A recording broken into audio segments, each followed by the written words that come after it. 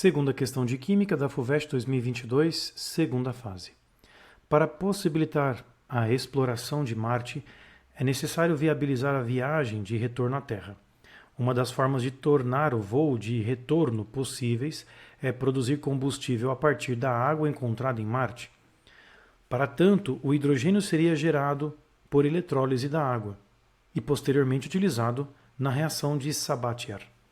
Nessa reação, o combustível é gerado pela reação do hidrogênio com dióxido de carbono em temperaturas e pressões elevadas, na presença de um catalisador de níquel, resultando na produção de metano e água e na liberação de aproximadamente 165 kJ de energia por mol de gás carbônico.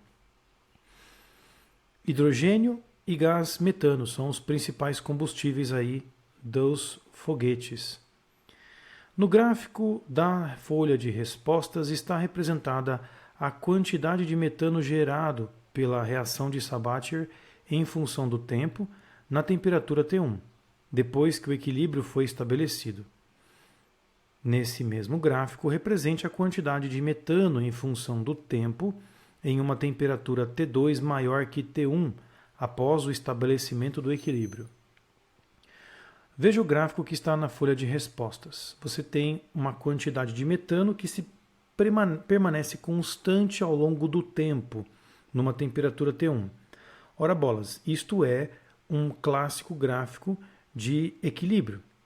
A quantidade não muda, né? Então, eu preciso agora interpretar como que o equilíbrio muda com a temperatura. Porque a temperatura 2 que ele propõe é maior e ele grifa em que T2 é maior que T1. Para isso, nós precisamos da entalpia da reação. E veja que o texto fala de uma energia liberada. Essa energia liberada, meus caros, indica uma reação exotérmica. E aí entram os conceitos de Le Chatelier, deslocamento de equilíbrio. Uma reação exotérmica, ela é favorecida com uma temperatura menor, porque a reação quer cuspir fora energia. Se eu estou esquentando, eu vou atrapalhar o sistema. Então, o que eu espero em T2 é uma quantidade de metano menor. Reação exotérmica não é favorecida com o aumento da temperatura. Essa seria a resolução desse item A. Um conceito clássico do Le Chatelier. Se você quiser procurar essas ideias, está aqui anotado de onde vem. B, vamos para B. No gráfico da folha de respostas está representada a quantidade de metano gerada pela reação de Sabatier em função do tempo na presença de níquel. No mesmo gráfico, represente a quantidade de metano esperada em função do tempo na ausência de níquel. Explique o efeito do catalisador na energia de ativação da reação de Sabatier. Bom, meus caros, o gráfico aqui mostra uma quantidade crescente de metano, não atingiu um equilíbrio ainda, ao longo do tempo. Isso com níquel. Como é que fica sem níquel? Fica demorado, demora mais para atingir o equilíbrio. Então, no meu gráfico, veja que aqui está o pontilhado referente a com catalisador mais em cima e sem catalisador você tem um pontilhado mais embaixo, indicando que está demorando mais para atingir o equilíbrio. Aqui eu poderia continuar mais o gráfico, né? Você poderia na FUVEST confeccionar uma coisa assim, né? Você tem lá um pontilhado assim com catalisador.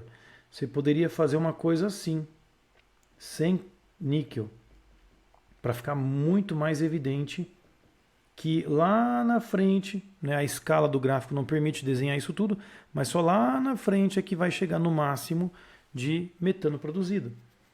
E qual é o papel do catalisador? O catalisador diminui a energia de ativação. Esta frase é clássica em perguntas de segunda fase.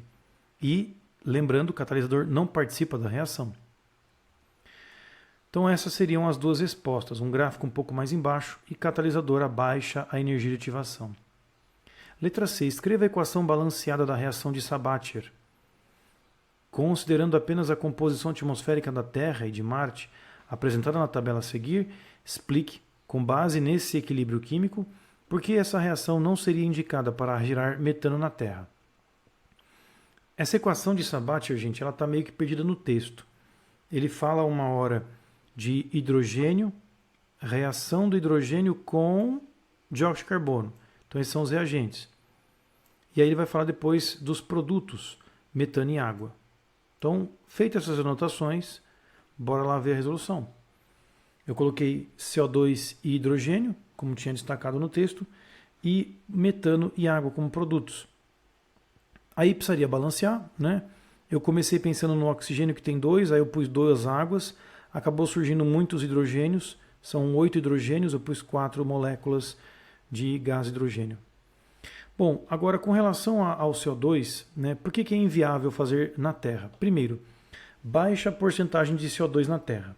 Isso aqui é um fato que você tem que escrever nessa resolução. Então isso já inviabilizaria com certeza a reação do CO2 com hidrogênio na Terra. Você não tem CO2 disponível, né? Mas por que não fazem, né? Aquecimento global, né? Brincando, estou sendo irônico. E a segunda fala, que seria muito importante, que torna mais fácil fazer isso em Marte do que na Terra, é essa história de deslocamento de reação. Como em Marte tem muito CO2, e olha a tabela onde é que está o negócio lá. 95,3% da atmosfera de Marte é dióxido de carbono, né? E aí eu tenho uma alta concentração de CO2, o que provoca uma perturbação no equilíbrio, promovendo um deslocamento para a direita, favorecendo a produção de metano. Então esta informação também poderia ser colocada como uma justificativa do porquê que a reação não é boa na Terra e boa em Marte.